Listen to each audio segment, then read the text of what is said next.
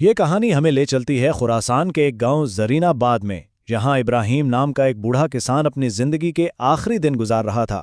وہ اپنے 3 بیٹوں کے لیے ایک ایسی وراثت چھوڑنے والا تھا جو سونے اور چاندی سے کہیں زیادہ قیمتی تھی۔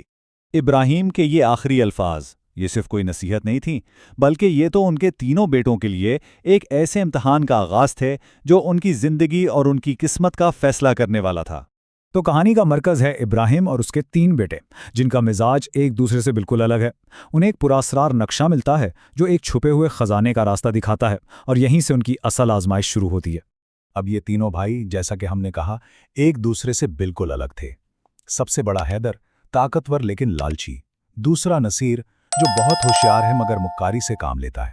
اور پھر سب سے چھوٹا یوسف، جسے سب سے کمزور سمجھا جاتا ہے، دراصل ایک نیک دل انسان ہے۔ اور ان کی یہی خوبیاں اور خامیاں اس سفر میں ان کی تقدیر کا فیصلہ کریں گی۔ ابراہیم انہیں کالے پہاڑ پر چھپے خزانے کا نقشہ تو دیتا ہے، لیکن ساتھ میں ایک شرط بھی رکھتا ہے۔ خزانہ صرف اسی بیٹے کو ملے گا جو راستے میں آنے والی 3 اخلاقی آزمائشوں میں کامیاب ہوگا۔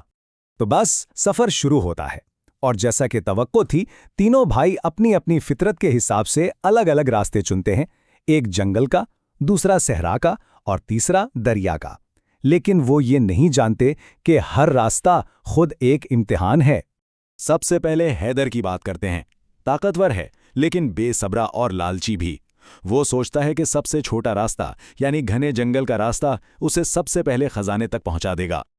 اور جنگل میں پہنچتے ہی اس کا پہلا امتحان اس کے سامنے آ کھڑا ہوتا ہے۔ ایک بے بس بوڑھی عورت اسے مدد کے لیے پکارتی ہے، لیکن حیدر کو ڈر ہے کہ وہ پیچھے رہ جائے گا، اس لیے وہ اسے نظر انداز کر کے آگے بڑھ جاتا ہے۔ رحم دلی اور خود غرضی کے بیچ وہ خود غرضی چنتا ہے، اور اس کے فیصلے کا نتیجہ وہ فوراً ہی سامنے آ جاتا ہے۔ جنگل جیسے خود اس کا دشمن بن جاتا ہے اور وہ راستہ بھٹک جاتا ہے۔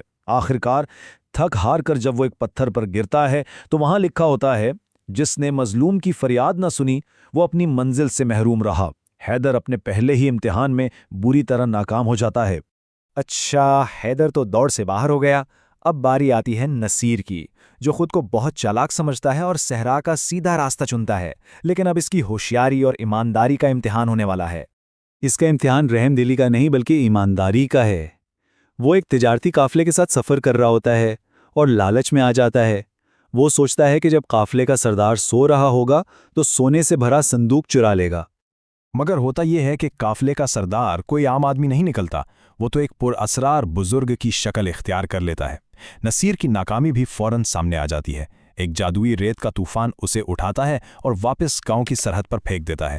وہ بھی اس دوڑ سے باہر ہو جاتا ہے۔ تو اب کہانی کا رخ موڑتا ہے یوسف کی طرف، وہی یوسف جسے سب سے کمزور اور سیدھا سادہ سمجھا جا رہا تھا۔ اس نے دریا کے کنارے کا سب سے لمبا راستہ چنا تھا اور راستے میں ہر کسی کی مدد کرتا ہوا آ رہا تھا۔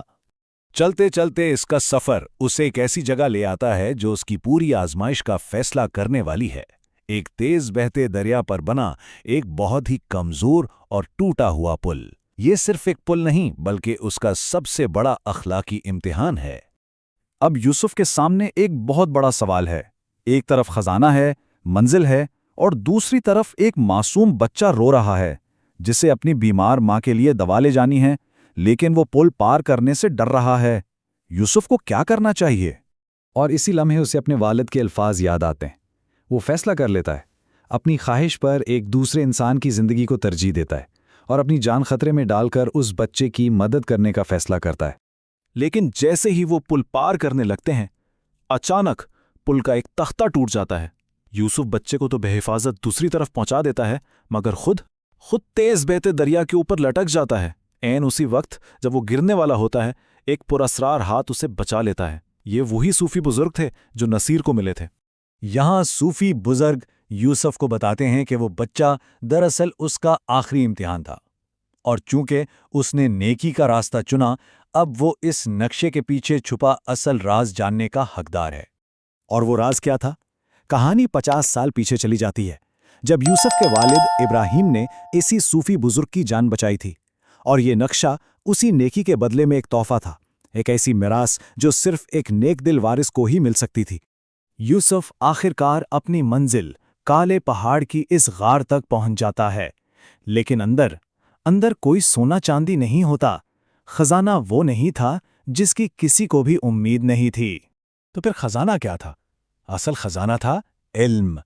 गार के अंदर तिब, ज़राअत, हुनरमंदी और जिंदगी गुजारने के उसूलों पर हजारों कदीम किताबें थीं। ये एक ऐसी दौलत थी जो बांटने से कम नहीं होती बल्कि बढ़ती है। मगर कहानी यहाँ खत्म नहीं होती। असल सवाल तो ये है कि यूसुफ इस अनमोल खजाने का करता क्या है? देखें, वो करता ये है कि सबसे पहले अपने शर्मिंदा भाइयों को माफ़ करता है और उनके साथ मिलकर गांव में एक मदरसा खोलता है। तीनों भाई अब अपनी अपनी सलाहियतों को नेकी के लिए इस्तेमाल करते हैं। हैदर मेहनत सिखाता है और नसीर ईमानदारी से तिजारत करना। और देखते ही देखते इनका गांव ज़रीन आबाद, जो कभी गुमनाम था, अब इल्म और हिकमत का एक मशहूर मरकज़ बन जाता है। उनके वालिद की असल ख्वाहिश पूरी हुई। उन्होंने आने वाली नस्लों के लिए एक ऐसी पायदार मीरास कायम की जो साबित करती है कि असल खजाना इल्म और किरदार ही है। तो ये कहानी हमें एक बहुत अहम सवाल पर सोचने पर मजबूर करती है। वो ये कि सबसे बड़ा खजाना क्या है जो कोई भी अपने पीछे छोड़ सकता है? सोना, चांदी या फिर इल्म और नेकी की एक ऐसी मीरास जो नस्लों तक कायम रहे?